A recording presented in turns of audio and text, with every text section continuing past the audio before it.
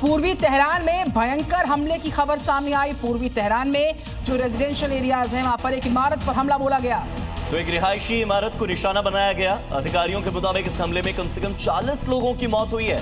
आप देख सकते हैं मिसाइल की रफ्तार, किस रफ्तार से ये मिसाइल अटैक कर रही है। फिर आप अंदाजा लगा सकते हैं कि कितनी भीषण तबाही मची होगी।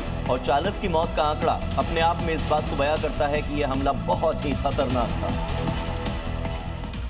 तो अमेरिका इजराइल से जारी जंग में ईरान ने अपनी सबसे घातक मिसाइल को उतारा मैदान में। ईरान ने अपनी 3 सबसे ताकतवर मिसाइल से इजराइल पर ताबड़तोड़ हमले किए, जिससे कि वहां पर उथल पुथल मची है, पूरी तरह से ब्लैकआउट हुआ है। खामेनेई की मौत के बाद अब उनके बेटे मुश्तबा खामेनेई को ईरान का नया सुप्रीम लीडर चुना गया है। इसने ईरान की इस्लामिक सरकार के समर्थकों के अंदर एक नया जोश भर दिया है। नए सुप्रीम लीडर के आते ही ईरान ने इजराइल के खिलाफ जोरदार हमला बोल दिया है। 1-2 नहीं बल्कि 3 सबसे खतरनाक मिसाइलों को इजराइल के खिलाफ लॉन्च कर दिया गया है। 24 घंटे के अंदर गद्र, इमाद और खैबर मिसाइल से इजराइल पर हमला बोला गया है। देखिए पहली गद्र मिसाइल, ये 2000 किलोमीटर तक निशाना लगा सकती है। गद्र का मतलब ही शक्ति होता है। दूसरी है इमाद मिसाइल, ये 1700 किलोमीटर तक निशाना लगा सकती है। तीसरी खैबर मिसाइल जो कि 1400 किलोमीटर तक निशाना लगा सकती है। अमेरिका इजराइल के बीच जो लगातार एक सांठगांठ देखने को मिल रही है और जिस वजह से अमेरिका इजराइल मिलकर सीधी जंग में उतरे हैं ईरान के साथ, ये जंग अब 11वें दिन प्रवेश कर चुकी है। लेकिन ईरान ने घुटने टेकने की बजाय अब और ज्यादा घातक हमले करने के संकेत दे दिए हैं। ईरानी संसद के स्पीकर मोहम्मद बाघेर ने तो यहां तक दावा कर दिया कि इजराइल का आयरन डोम सिस्टम पूरी तरह से ध्वस्त हो चुका है। तो क्या ईरानी हमले में वाकई इजराइल तबाह होने जा रहा है? देखिए रिपोर्ट।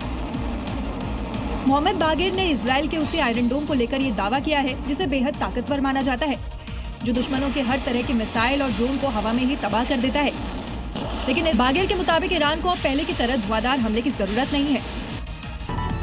मिडिल ईस्ट में जारी है भीषण जंग। तेहरान में लगातार हो रहे ताबड़तोड़ हमलों से भारी तबाही। पूर्वी तेहरान पर हुए भीषण हमले में कम से कम 40 लोगों की मौत। ईरान ने कुवैत में अमेरिकी बेस पर मिसाइलों और ड्रोन से की बमबारी। एरबिल में भी अमेरिकी बेस पर ईरानी सेना ने किया ड्रोन अटैक। अमेरिका की ईरान पर भारी बमबारी की तैयारी। ब्रिटेन के फेयरफोर्ड स्थित रॉयल एयरफोर्स बेस पर उतरे कम से कम 3 अमेरिकी B-52 बमवर्षक विमान।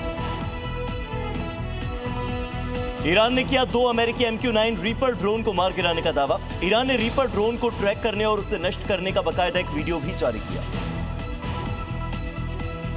इजराइल की मिसाइलों और ड्रोन हमलों ने लेबनान में मचाई तबाही। कई इलाके मलबे में तब्दील। हिजबुल्लाह ने भी किया इजरायली सैन्य पोस्ट पर हमले का दावा।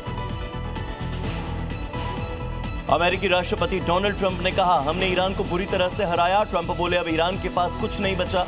ईरान के पास न नौसेना है न वायुसेना, सैन्य ताकत खत्म हुई। मिडिल ईस्ट में जारी भारी तनाव के बीच LPG गैस सिलेंडर पर केंद्र सरकार का बड़ा फैसला। घरेलू गैस सिलेंडर की बुकिंग के बदले नियम। घरेलू गैस सिलेंडर की बुकिंग और डिलीवरी में 25 दिन का होगा अंतर। संसद में आज भी हंगामे के आसार। स्पीकर ओम बिरला को हटाने के प्रस्ताव पर लोकसभा में होगी चर्चा। प्रस्ताव आने के बाद संसदीय कार्य मंत्री किरण रिजिजू करेंगे चर्चा की शुरुआत।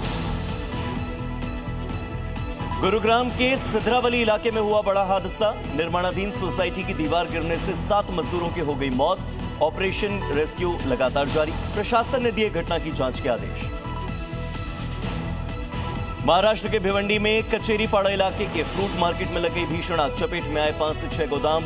बड़े नुकसान की आशंका।